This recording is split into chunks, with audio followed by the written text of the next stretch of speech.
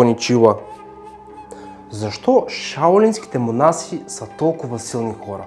Какви способности имат? Как се обучават? Къде се обучават? Кой ги обучава? Днес в този видеоклип ще научите историята на един шаолински монах, който никой не може да победи.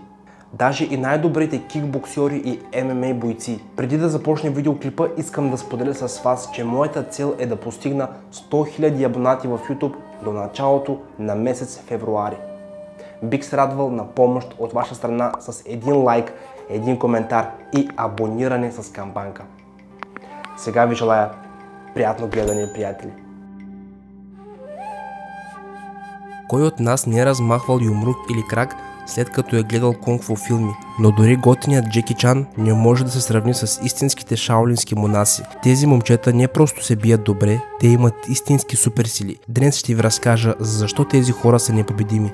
Първото нещо, което трябва да знаете, е най-голямата тайна на монасите. За да станете непобедими е необходимо само изтощителна тренировка на ума и тялото и никаква магия. Основното оръжие на шаолинските монаси са ръцете им. Монасите преминават през тежко обучение, за да развият невероятна издръжливост. Те бият ледена вода, докато не спрат да усещат ръцете си. След това монасите преминават към основното упражнение – пробиване на торба, пълна с железни стърготини. Това се нарича техниката на железната длан.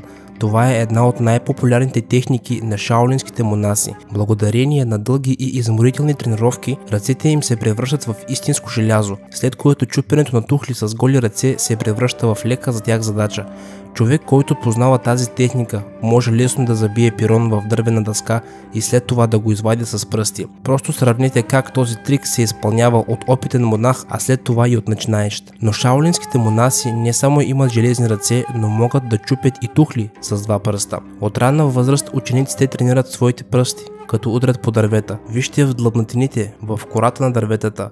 Това не са следи от калвачи, а от пръстите на монасите, по време на честите и изтощителни тренировки. След дълго време нервните окончания в пръстите отмират, а пръстите стават твърди като чук. Освен това, не само ръцете на монасите имат способността да пробиват твърди предмети, а цялото им тяло се превръща в оръжие. Всичко е благодарение на техниките, на които се учат. Методът за тренировка на силата на волята и дишането, който може да превърне човешкото тяло в чиста стомана. По време на това обучение монасите се удрят с голяма сила, който ги прави по-силни. Благодарение на тази техника е почти невъзможно да направите нещо на монасите. Предполагам сте разбрали, че не е нужно да сте културист, за да сте силен. Една от техниките на желязната риза е лягането върху копия. Това не само прави тялото на монаха неуязвимо, но и усъвършенства неговата издръжливост и баланс. Те тренират главите си, удряйки ги по стените и в продължение на много години. С течение на времето могат лесно да унищожат предмети с главите си. Не се притеснявайте, по този начин те просто тренират врата си.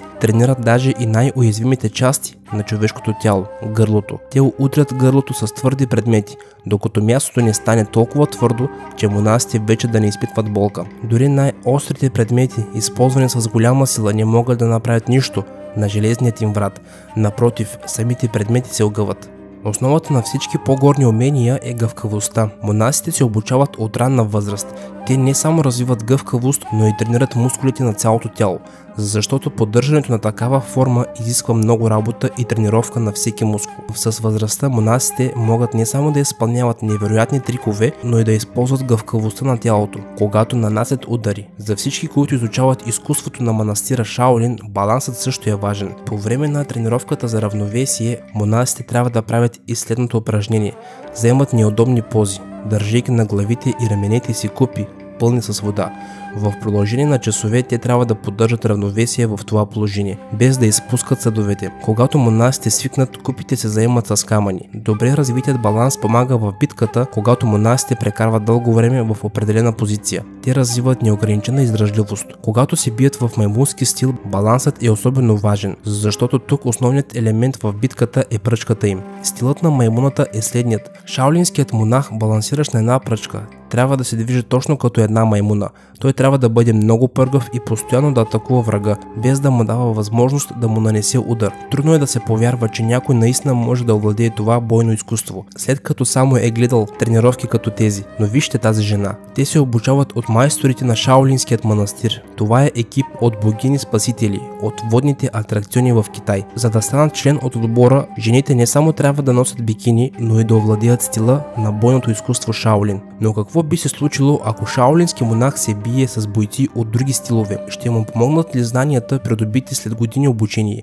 Йи Лонг е един от шаолинските бойци, който използва техниката на Шаолин в бокса. Неговият рекорд е 61 победи, като половината от тези двубои са завършили с нокаут. Не е лошо за самоуко, а теглото му е 72 кг. Всичките му битки са били безмилостни и зрелищни. В неотдавнашен финален двубой Йи Лонг се е изправил срещу корейският боксер Чой Хонг, който е висок 2 метра и 19 см и тежи 150 кг. Мислите ли, че Йи Лонг има шанс? Още през 9-та минута Йи Лонг е нанесъл невероятен удар и е нокаутирал гиганта. В последствие реферът е трябвало да утешава грамадният мъж. А ето и още един двубой на шаолинският монах, който е излязъл на ринга с легендарният тайски боксер. Казват, че това е един от най-силните бойци в ММА, но това не му е помогнало. Боецът е бил беззащитен срещу непобедимият Йи Лонг. Само погледнете с каква жестокост той се отнася с опонента си. Следващият в списъка е бил новозеландският ММА боец Брат Ридъл. Двубоец се е изиграл в Китай. Погледнете само как Йи Лонг блокира ударите с лицето си. Ето, че всички тези тренировки не са били на празно. Следващата битка може да изглежда незабележима, но има едно но. Йи Лонг е излязъл на ринга с висока температура, но това не му е попречило да победи един от най-добрите кикбоксьори в света. Лонг е победил опонента си още в първият рунд. Трябва да го поздравим за страхотните двубой. Как се става шаолински монах? Искате ли да сте като него? Възможно е да станете шаолински монах, но не е лесно. Първо трябва да служите в манастира. Всеки ден, независимо от времето, трябва да се събуждате в 5 сутринта и след това да участвате в двучасова групова медитация. Но дори не си помисляйте да се успивате. Иначе в противен случай вашият ментор има пълното право да ви удари с пръчка и тогава ще трябва да му благодарите за помощта. Ще трябва да научите простите техники на Шаолин, включително желязната длан и други подобни. Шаолин не е фитнес, който посещавате 2 пъти седмично. Говорим за тренировки, които продължават цял ден, една след друга. Начинаещите трябва не само да се учат на дисциплина, но и да се движат в синхрон. Монасите били недоволни от факта, че всеки мъж има една изключително уязвима точка. Затова изобретили техниката на железният чатал. И след много усърдни тренировки са се спасили от болките в тази област. Те твърдят, че тази практика може да бъде от полза на човек, ако разбирате какво имам предвид. Необичайното вдигане на тежести започва с малка тежест, но с течение на времето монасите дори могат да местят автомобили. Монасите също трябва да знаят как да медитират. Мислите си, че е лесно? Вижте как този монах медитира, докато седи в горещо масло.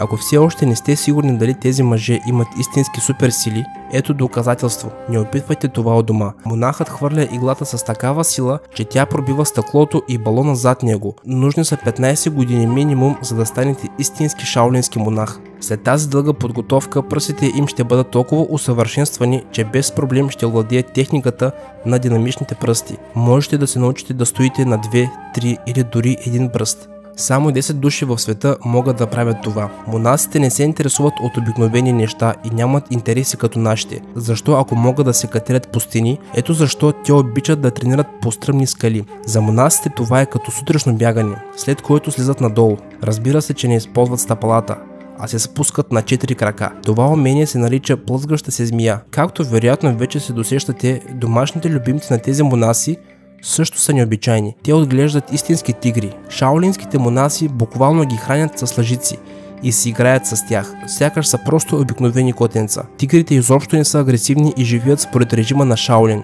Сутрин са много активни, а вечер се превръщат в мързливи котки. Това е ред, дисциплина и много тренировки, приятели. Предполагам си спомняте какво споделих с вас в началото на видеоклипа, каква е моята цел до началото на месец февруари, и бих се радвал на помощ от ваша страна с един лайк, един коментар и абониране с камбанка. Ако видеоклипът ви е харесал, приятели, не забравяйте да го коментирате, чета всеки един коментар и отговарям на всеки един коментар. И преди да си кажем чао, приятели, искам да споделя с вас, че това е моят плейлист с всички качени до сега видеоклипове от мен в YouTube. Това е моят последно качен видеоклип в YouTube. Много интересен, цъкайте и се наслаждавайте, приятели. Очаквайте скоро много нови интересни видеоклипове. Чао, приятели! И до скоро!